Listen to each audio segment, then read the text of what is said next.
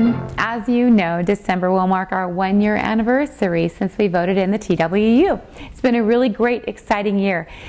And as I've been traveling around, I've had a chance to speak to some of the negotiating team members at different bases to talk about what this past year has meant for them and how they've enjoyed being part of the negotiating team.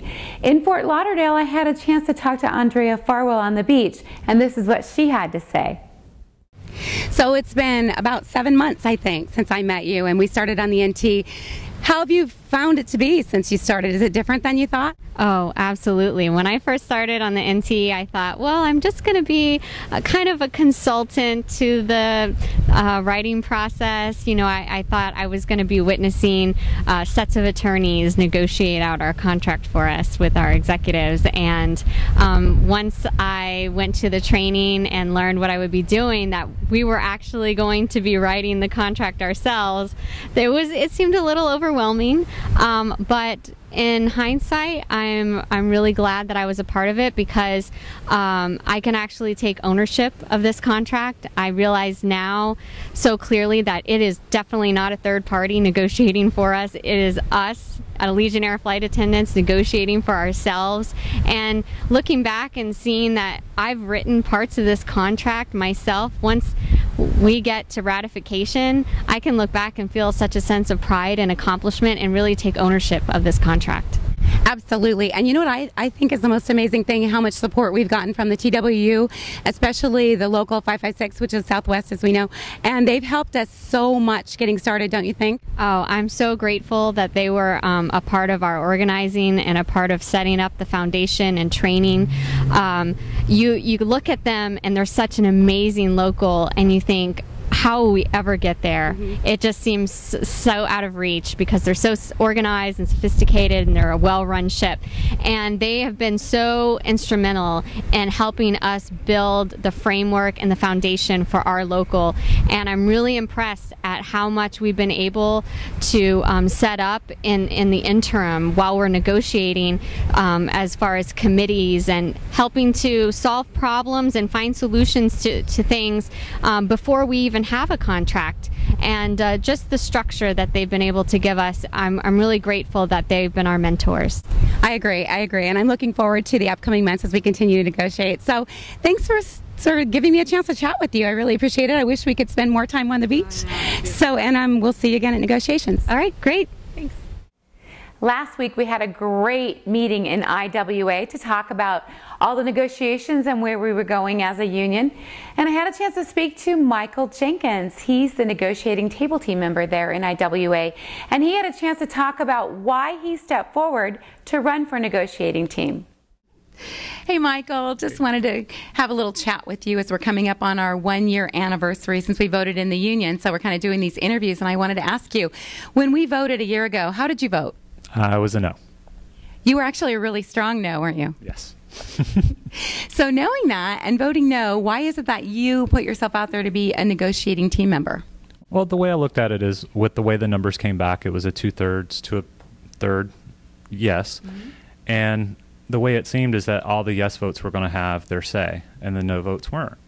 And I didn't think that was fair for the third of the work group that was now not going to have a voice. So that was kind of the main motivation behind running, is everybody should have a voice once it was here. We wanted everybody in the work group to have a voice. That's really fair. I mean, that's great because then we know the whole work group is well represented. We talk about all the time to the members that we sit at the table and they sit at the table and we negotiate. So we know who we are. You and I and Mary Lou Resendez and Pi, we all sit at the table along with our team. Who are they? Well, we have our VP of in-flight, a couple of people from finance, and the attorneys from Ford and Harrison. If you look back and you could go back a year in time, would you do this again? Would you run for negotiating team member if you had the chance? Absolutely. Yeah, I would. Why? It's just the overall stimulation and being able to work with different people from across the system. I mean, we're so isolated in our own bases, we don't really see each other all the time. You may see them in class and then never see them again. So it's really good to feel like you're getting the point of view from other bases, and then you're coming together and you're working on this contract, and we've got this point of view and this point of view, and we're coming together, and it's really melding well where it's ending up being really great for our entire work group. Yeah, I'm really excited about that. I see that a lot too. And I know that the Virgin America, we talk about this, they just recently filed the flight attendants there to vote in TWU for representation, and they'll be voting most of the month of December. So do you have any advice to them as someone that came from a previous no vote? Yeah. Educate yourself. Talk to other flight attendants with the other airlines, how they like their union. I mean, you're in San Francisco, you're based out of there. You've got United there. I know Southwest flies into there. Really talk to the people that you see just walking through the airport. They'll talk to you. Just ask, I got a quick question, blah, blah, blah, blah, blah.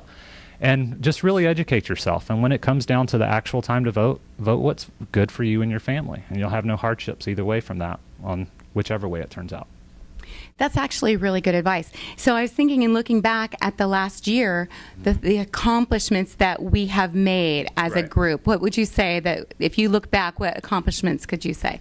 I think it's funny because everybody keeps saying you're coming up on a year and you've got 8 things signed at this point, but it's really, we're coming up on the year anniversary of the vote. And once we really started negotiating, it was only when we first sat down with management, so that first negotiation session was only in June.